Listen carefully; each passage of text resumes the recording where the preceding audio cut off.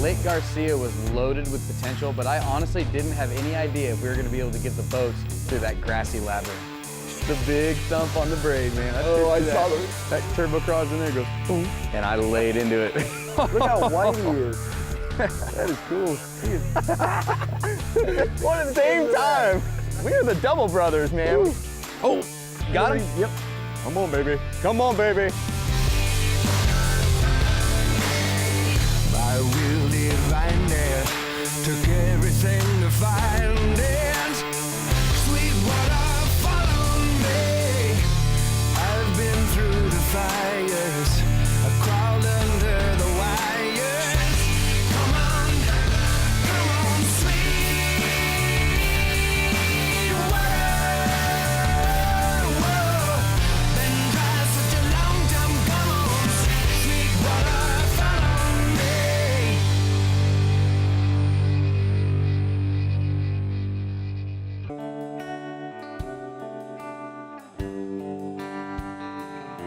Man, I was so pumped to get to Garcia and to see a lake that you have a lot of experience on, but I was really, really bummed, man, pulling up and checking that weather, and it was not looking pretty. That weather was awful. I mean, you know, we had that major front pulling through, and we had a lot of wind, a lot of rain, and it was just, there was no way. I mean, with that much wind especially, you know, it just wasn't going to happen on Garcia. But it was a perfect time for a little pitching contest. Yeah, we fun. definitely, waiting for that front to pass through, we spent some time and did a little competition. I think I took the cake on that a little bit.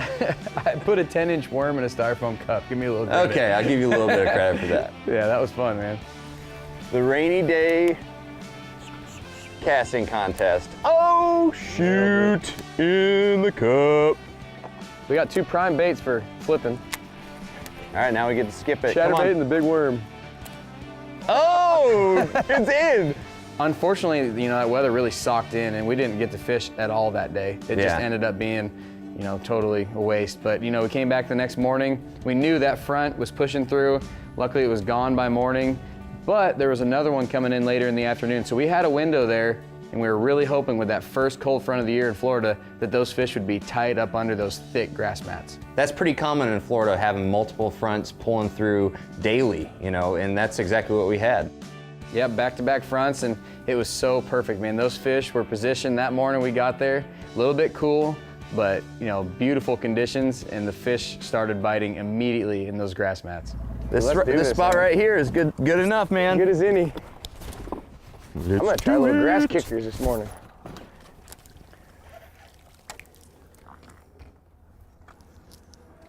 See that right there? That's what we're flipping right here. Is those hyacinths. You see that root system? It's just perfect. It's like its own little ecosystem. You got all kinds of bugs in there. You got grass shrimp.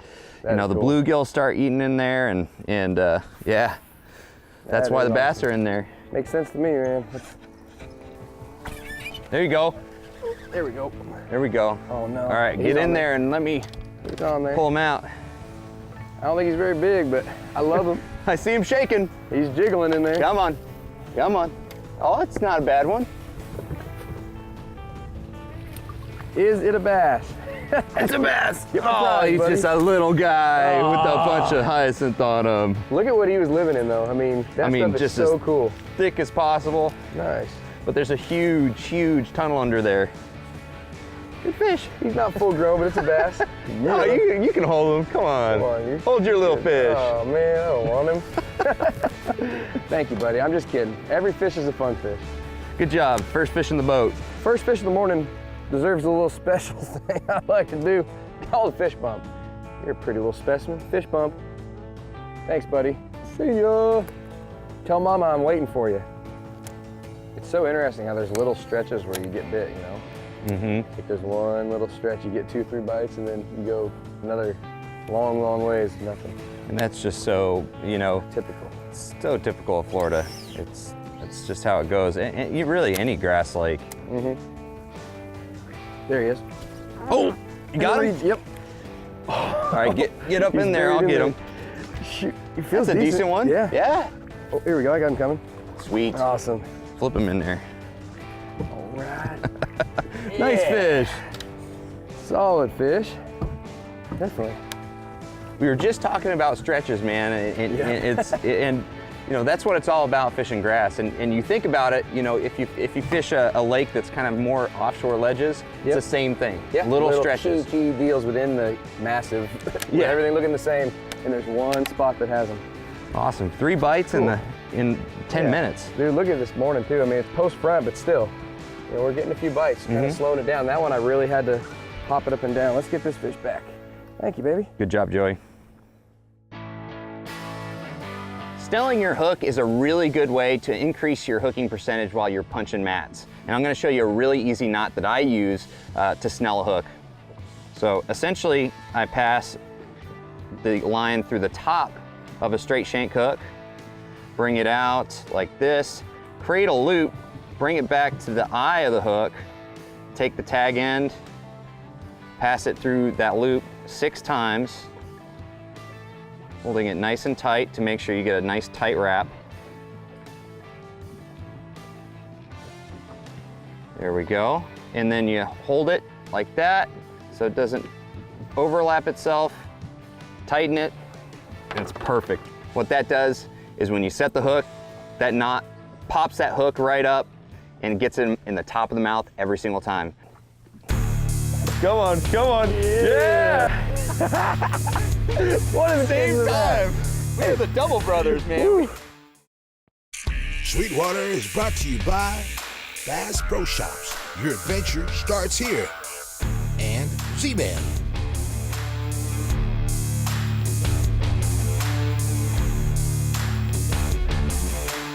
We ended up catching some really nice fish right off the bat, you know, just catching several at a time, and we even had doubles at one point. I know. I mean, I've never doubled up while punching. Yep, of course, it was double, that was cool. It was set up perfect because we had the, you know, a very narrow canal, so I could pitch one side and then you pitch to the other side, and then it was just simultaneous, you know, hook sets. It was crazy. That was awesome. Yeah, most of the bites seems like they've been on the true hyacinth, but yeah, you never know where one's gonna come exactly. A mixture is really good. Oh yeah, and this is so perfect. It's not an overwhelmingly thick hyacinth edge on these reeds. I mean, perfect mixture of cattails and hyacinth. I mean, doesn't get much better than this. Just reeds. Oh, doubles!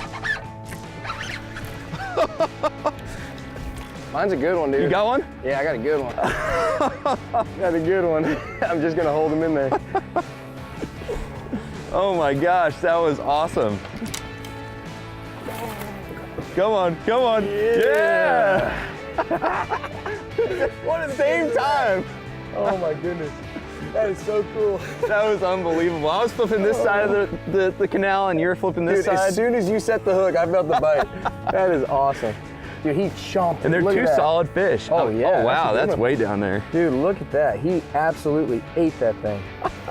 Yours is on the turbo craws, mine's Yep. on the punch craws. Yep. Wow. What a cool catch, man. That's one of the first times I've ever had doubles punching. Oh yeah, I've never done that. That's so weird. Hey, that's what happens when you put 2 good anglers in the boat together. Fish bump. Fish bump. That's a grown one Dude, too. we That's nice. are the Double Brothers, man. Yes, we do get a lot of doubles. That is so cool. Beautiful. Oh, that was so cool. So Yeah, cool. this. Yeah, nice, dude. Let's do that amazing. again. Yeah, that That was so much fun. dude, we need to do that again for sure. Man, I finally feel like I got my Florida hook set back. Yeah, it was solid, man. It was.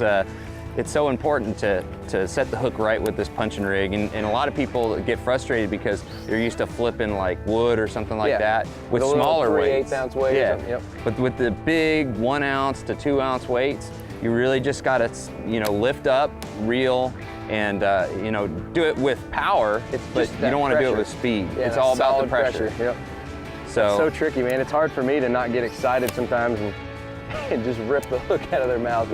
But you gotta be really careful with this vicious prey, man. It is, you know, there's no stretch. So that hook set with that big weight, you'll just tear a hole in their mouth, basically. Mm-hmm. You don't want to hurt them either. I mean, it's amazing how much better you hook them when you can calm yourself down, feel that thump, reel down, just gentle pressure. Or not gentle pressure, but just a solid, smooth hook set. The canal is just loaded with fish, and they're mostly release fish, from those tournaments or whatever. There's a lot of fish in there that are trying to make their way back to the main lake. Yeah, on any body of water across the country, if I know of a launch ramp or an area that has a lot of just little weekend tournaments or whatever, I'll fish near that because those fish are constantly getting restocked and it's just replenishing, and there's a never-ending supply of fish in those type of places. And as great as the canal was, we wanted to make our way to the main lake. I wanted to show you that place. And I had been hearing some reports of the passages to the main lake pretty choked out with vegetation. The hyacinth mats have a tendency to move around with the wind, because they're just floating off the bottom, and and they'll just pack into one spot and then make it completely inaccessible. Plan number one was to first find a way out of the canal. We had to figure that out, and so we had to run all the way to the north end, which is that primary route that you normally take, and that was clogged. I mean, absolutely loaded. It's never been that clogged with hyacinth, and it was just solid. It would have been so easy too, because that channel's like 6 to 8 feet the whole way, nothing to worry about. Of course, plan B, our alternate route, was ugly. I know the south end a little bit, but not as well because it's only like a foot deep. A quarter mile of a foot of water. I mean, it was hairy, and once we got going in it, once we got flying, you're on plane, there's nowhere to stop. I mean, it was absolutely trim her high and let her fly, or you're in trouble. So when we hit the end of it, dude, I just gunned it, trimmed it up, and tore some mud. That's normally all open, and you ended up getting to the end and just, I was like, thank goodness, man. I was like, go! Dude, that was an adrenaline rush. That was one of the best adrenaline rushes in a fishing scenario I've ever had, other than catching like a big bass in a tournament. That was up there. There's nothing else you could do. You just had to go for it, Yep. The big thump on the braid, man. I saw the reed shake. That turbo cross in there goes, boom, and I laid into it. Look how white he is. That is cool. Sweetwater is brought to you by Yeti Coolers, built for the wild, Buff, and Costa.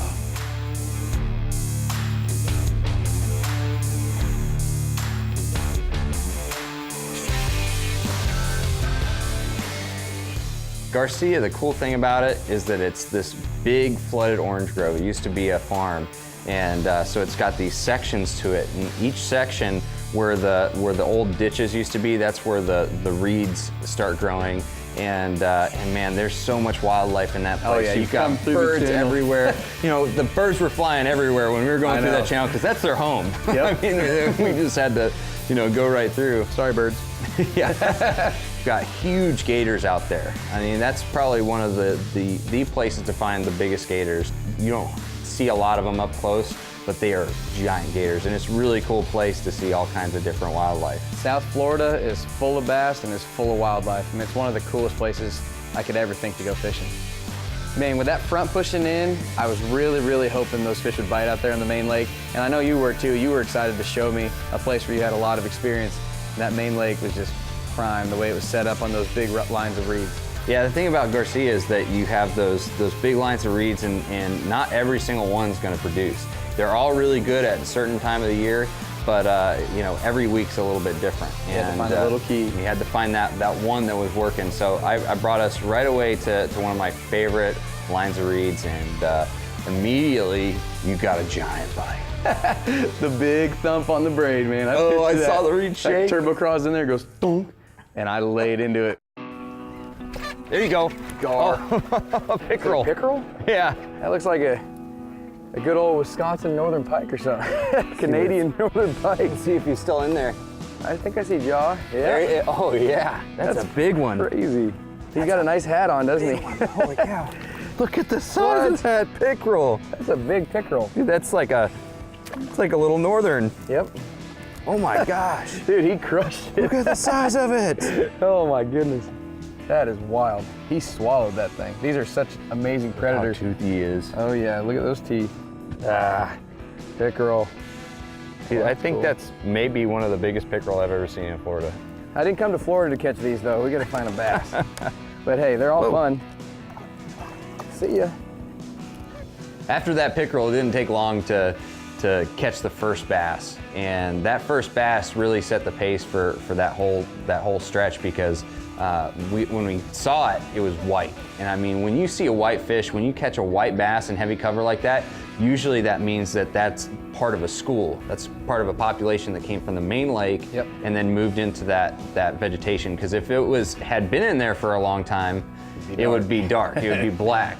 And so we knew that there was more fish there, and so that really amped us up for the rest of that stretch. Yep, that's a perfect scenario when you get the fish moving into the cover, where it's not, you got fish that are just hanging out, resident fish. When you're one step ahead of the game and you're sitting where those fish are coming to you, that is prime. Yeah, and it wasn't but maybe 5 minutes after that, and we set the hook on another fish. Another bright white bass, coming out of that deeper water, that open water. The sun is gonna turn them on. There's one right there. There he is. Yeah, dude. There he is. Nice.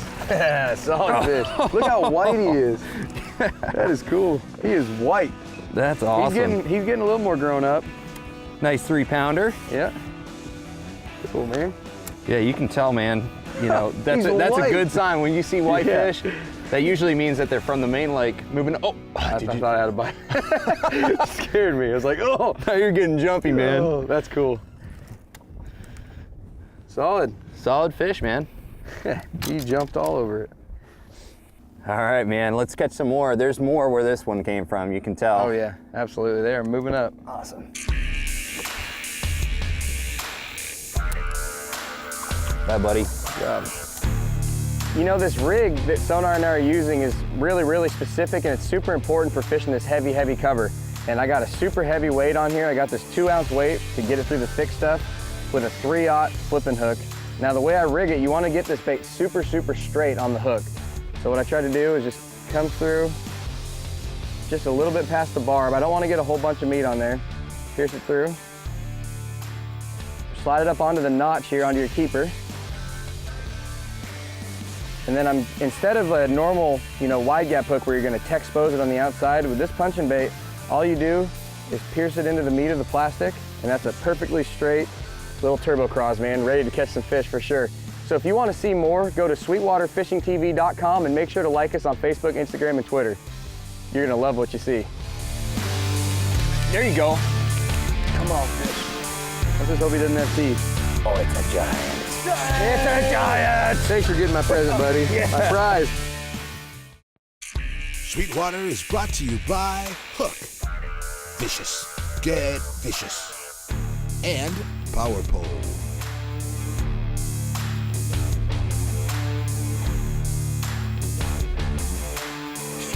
Back in Alabama or anywhere across the country, especially anywhere that has like rocky points and stuff, I'm looking for wind-blown structure. Yeah. I love wind-blown structure, or cover in this case, but in Florida, what we did, we were on the opposite side, on the back side, protected by those reed lines, and that was the key. There's something about Florida that rarely do I find a situation where I look for wind-blown, grass edges.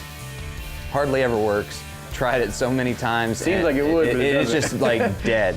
But the Florida bass really don't like that for some reason, and it makes it harder to fish. We're punching these mats that are already super thick, and what the wind does is it compacts them, makes them a lot tougher to get through, and you'll only get, even with a 2-ounce weight, maybe 1 or 2 out of 10 punches through. Yeah, it gives you literally no space for that bait to punch through the cover and get down to where the fish are sitting. So it's hard to fish, useless. And the fish really don't like it. So yeah, the back end was definitely the one that was producing, and it was easy to fish. It was nice to just be out of the wind.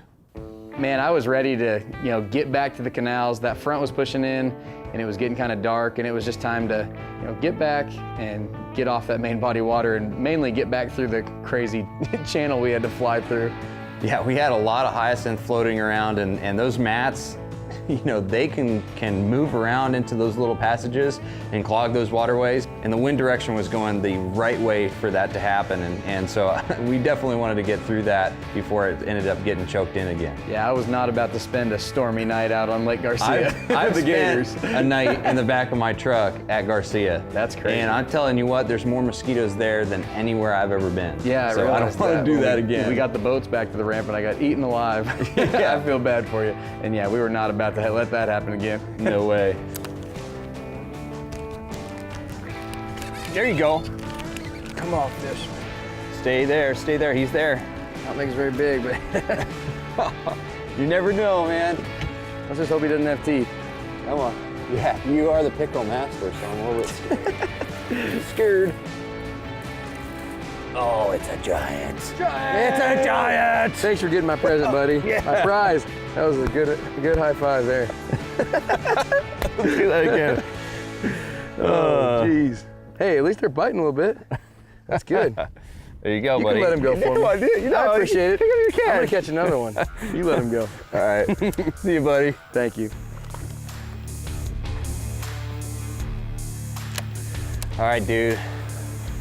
Thanks for coming out to my my old lake, man. This place. I have a lot of memories out here, and it's really the place that taught me how to tournament fish in Florida. Yeah. And obviously, it was tough today, but we grounded out. Yep. And we did catch a bunch of fish. Last cast. Get it. I didn't even break through the mat. That's just how it goes. Well, it was a lot of fun, man. Let's call it a day and go get some pizza. Sounds good. Man. I'm hungry, like always. As soon as we went back into the canal, I mean, the fish were there again. They were still biting. Yep, caught a little pickerel, some bass. I mean, it was an awesome way to end the day. And that was it was cool, just that double front scenario. And when that double front happens, when it gets really cold, the best thing you can do is go to the heaviest cover you can find. And that's what we did, and it paid off. And we had a great day. It was awesome. We caught a lot of fish. Never caught a giant, but hey. We made our way through that ever-changing grass maze and just had a blast. One of my favorite locations in South Florida.